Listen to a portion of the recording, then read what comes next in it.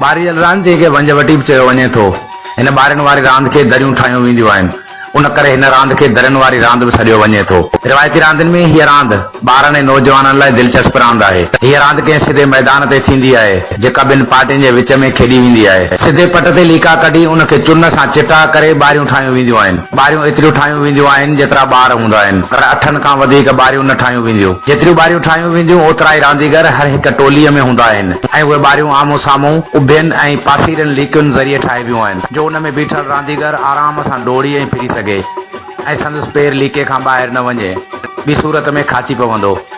आग ॾियण या वठण जो फ़ैसिलो अखर भूरी ज़रिए कयो वेंदो आहे। रांदीगरनि जी चूंड बि नंढ वॾ ज़रिए करण में ईंदी आहे।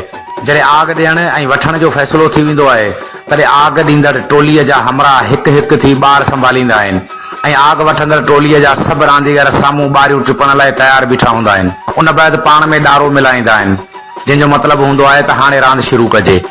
ज़ाहिर आहे त पहिरीं बारीअ ते बीठल हारी 8 ॼणनि खे रोके न सघंदो आहे। उन हूंदे बि वॾा वस कंदो आहे त कंहिं न कंहिं टुपंदड़ रांदीगर खे धक हणी खाचायां।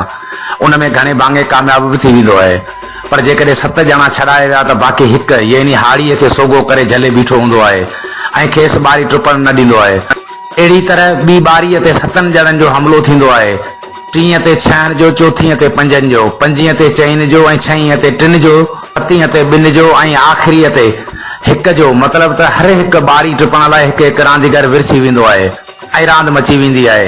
रोकण वारनि जूं अटकलूं ॾिसण वारा तमाशे में महू त रांदि वारा भॼण ऐं रोकण जी कोशिश में क़ाबू हूंदा आहिनि। जेकॾहिं को हमराह इतफ़ाक़ सां सभु बारियूं टुपी वियो त वाक ॾींदो कची यानी आऊं अधु पको थी वियसि, पोइ उहो वरी वापसि थींदो ऐं साॻी तरह बारियूं टिपण शुरू कंदो। होॾा ॿारनि वारा हमराह खेसि रोकण जी बि कोशिश कंदा। पोइ जेकॾहिं किथे ॿारी टिपंदे खाची पियो त उन सॼे टोले रांदि हाराई, ॿी टोलीअ रांदि खटी।